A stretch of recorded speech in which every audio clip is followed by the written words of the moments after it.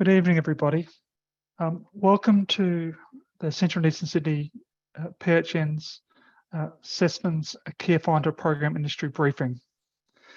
I would like to start by acknowledging the traditional custodians and sovereign people of the land across which we work. I recognise their continuing connection to land, water and community, and pay respect to elders past, present and emerging. I also extend that respect to any Aboriginal colleagues who may be joining us tonight. Just in terms of some housekeeping, please note the webinar will be recorded and will be available on the CESPHN YouTube channel in the next couple of days. Please ensure also that if you've got any questions, you can submit them via the Q&A function throughout the presentation. These will be reviewed by us and then we will aim to get you a response within 48 hours. And we might just go to the next slide, Christina.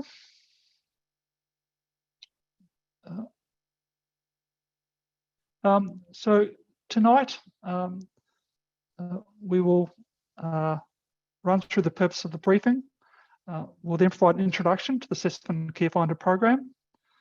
We'll then provide an overview of the Care Finder requirements in terms of the program, outline for you the tender process that we'll be using, and of course, note any questions that will come through on the chat function. Next slide, please.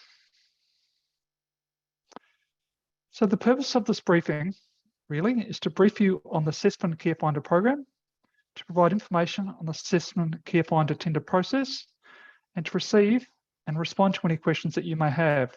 And as indicated, we'll note them on the questions as they come through, and we'll provide a written response back to you within 48 hours. Please also note that we'll be repeating this webinar next Wednesday, and we'll also respond to those questions within 48 hours for next Wednesday as well. Next slide, please. A little bit about Central and Eastern Sydney Primary Health Network. We were established to strengthen primary care, to work towards integration across sectors, and commission health services to meet the health needs of the local community. We support the people who live and work in the Central and Eastern Sydney region. We have a land area of about, land area that stretches from Strathfield to Sutherland and as far east as Bondi. We have over 1.6 million people reside in our region. We have 2 local health districts, I think 18 public hospitals, and 2 specialty health networks. Next slide, please. It's really important to note that our region is particularly diverse, and some of that diversity is reflected below. That is, we have a very socioeconomically disadvantaged populations within our region, very culturally and linguistically diverse communities within our region as well. And that's a really key attribute of our region. We have large numbers of people who live with a disability. We have significant numbers of people who experience homelessness or who are at risk of homelessness.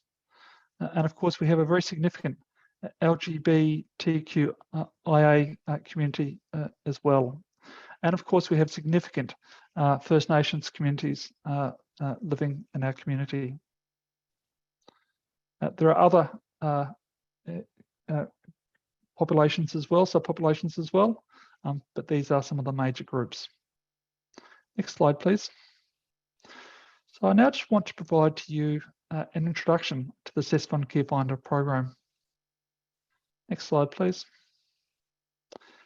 Really, the Care Finder program was established, it really arose out of the Aged Care Royal Commission's recommendation number 29, called for an establishment of a Care Finder program. And it said, and I quote, "Australia's aged care system is difficult for older people and their families to understand and navigate. Some population groups, including those that are hard to reach or who have complex needs, face particular challenges in accessing the services they need using My Aged Care." That really provides the rationale for the Care Finder program. Next slide, please. So in terms of the vision and the purpose of the Care Finder program, its purpose is to establish a network of care finders to provide specialist and intensive assistance to help the target population to enter the aged care system and connect with the aged care services and other relevant supports.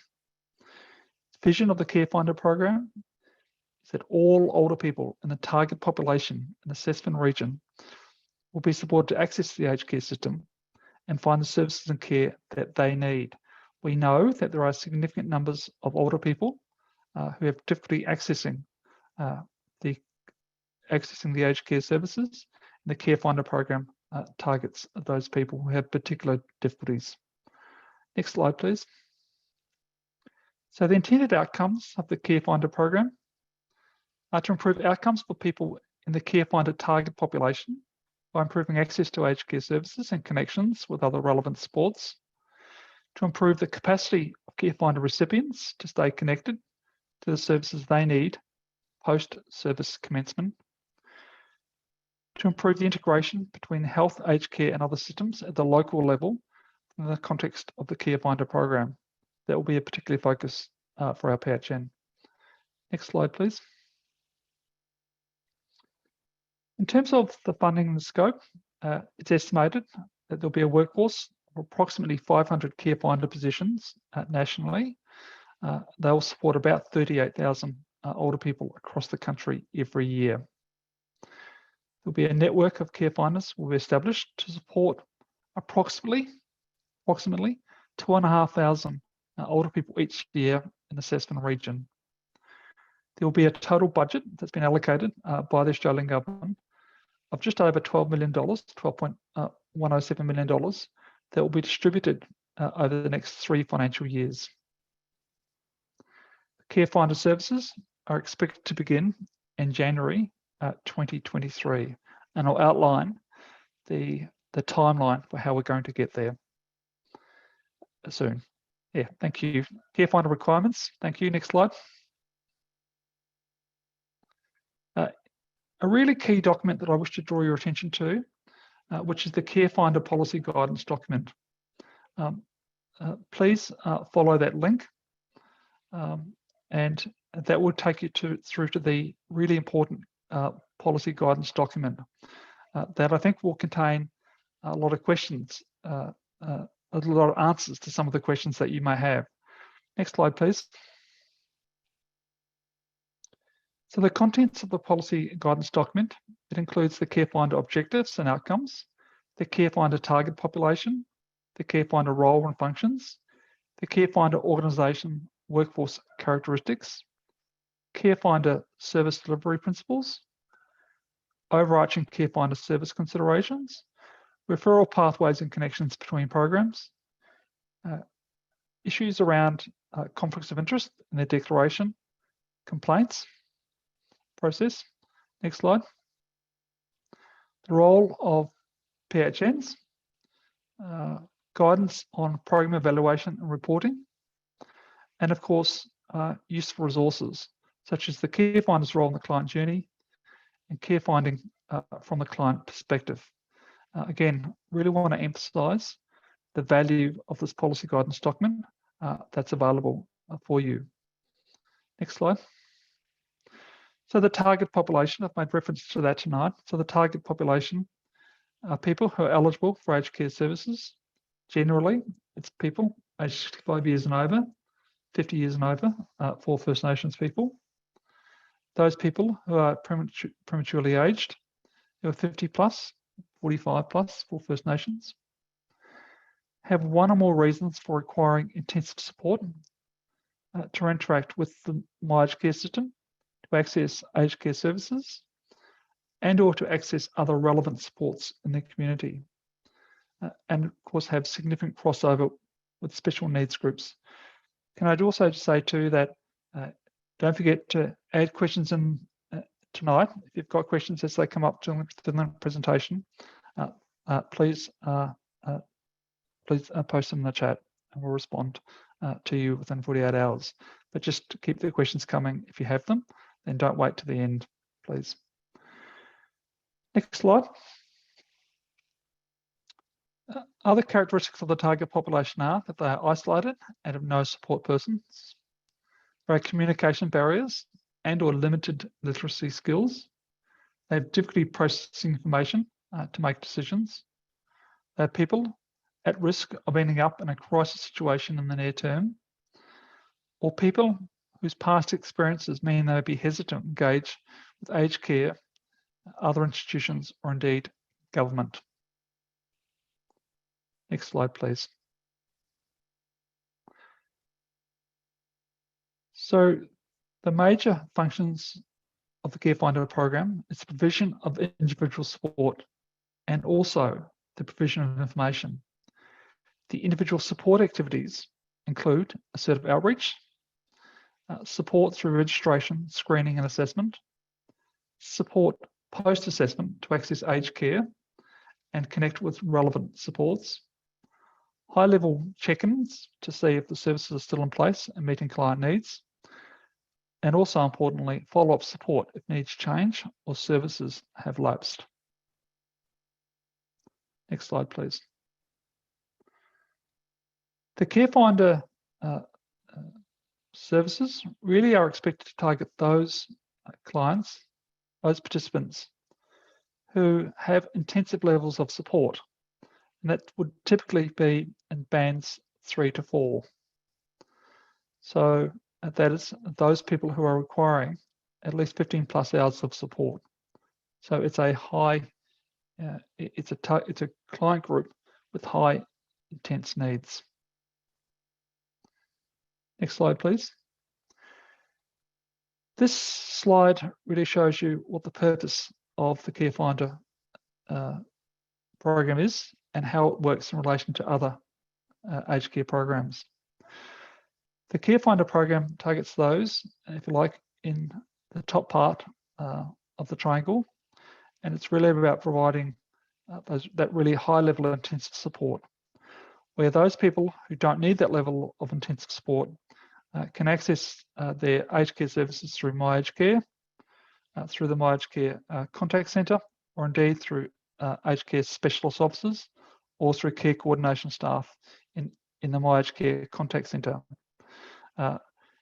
So the majority of people requiring access to aged care services will be met in the bottom part of the triangle. It's the top part which reflects the intensity of care that's needed.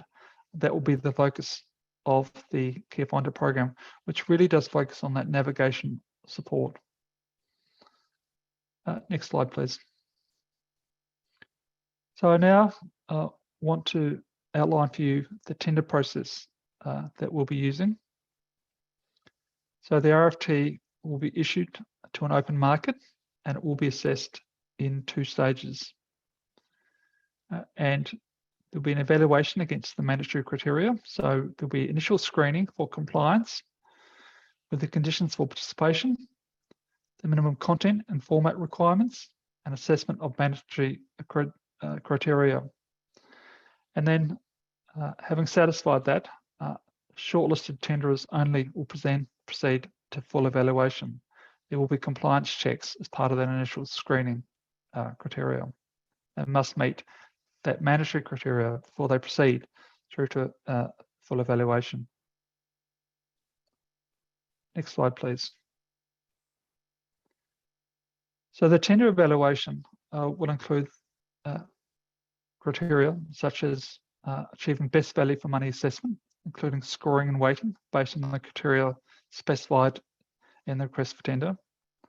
Presentations, interviews and site visits might be required. Security, probity, and financial capacity checks. And contracts with successful providers will be negotiated. Okay, so I just want to emphasise that once we've identified potential successful providers, we'll then seek to, in good faith, negotiate a contract with them. Next slide, please. So the tender issue date, we're aiming to have the tender out to you on the 12th of August. The tender close date will be the 9th of September. That enables 4 weeks for the completion of a tender response. The evaluation period that we have committed to is from the 12th of September through to the 30th of September. That's tight, but we think that we can achieve that. And then we've allowed nearly 6 weeks for contract development, negotiations, etc. And aiming to have a contract start date for existing providers from the 3rd of January 2023, and then staggered start dates for other providers to suit their particular circumstances and reflecting the stage of the contract negotiations. Next slide, please. So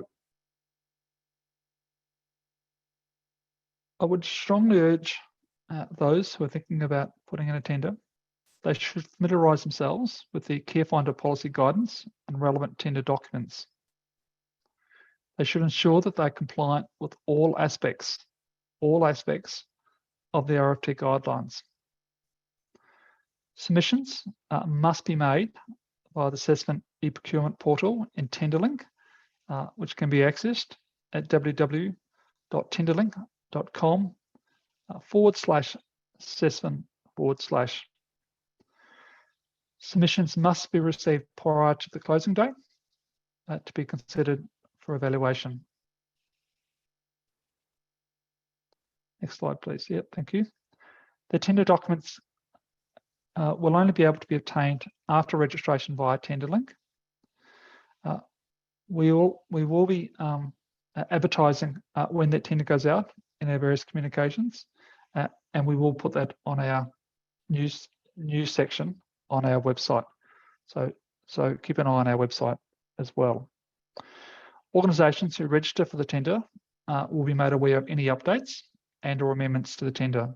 So, you know, if we get questions that come in and we put answers out, then you'll get access to those answers and or to any updates or amendments to the tender if we have to make any response to those questions.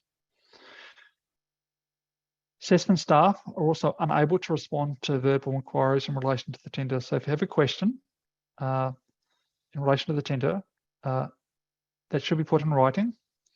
And you can also make inquiries via our email address, which is carefinder@cesphn.com.au. We have committed to having a very speedy turnaround on your inquiries. We will endeavour to ensure that there's no delays on that, and would aim to get answers to your questions within 48 hours or sooner. All right.